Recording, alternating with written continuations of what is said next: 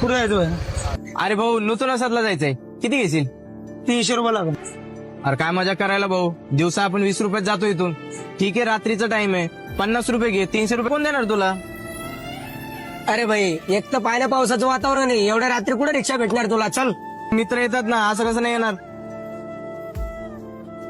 कुठेच आला? भाई मी गाडी घेऊन पुण्याला आलो होतो. बरं ठीक आहे ठीक आहे. अरे भाई, रात्रीचे 2 वाजले, कोण येणार घ्यायला?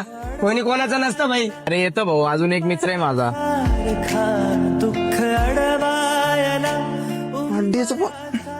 हा बोल ना. कुठेच नाही आलो, घरी होतो रे. बस स्टँडला आहे ना घ्यायला. बरं ठीक आहे येतो. हॅलो लखन.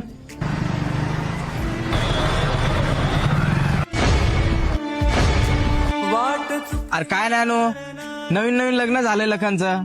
वहिनीला सोडून त्याला इथं कशाला आणलं रात्रीचं तू? अरे भाई, पहिले मित्र नंतर बाकी सगळे.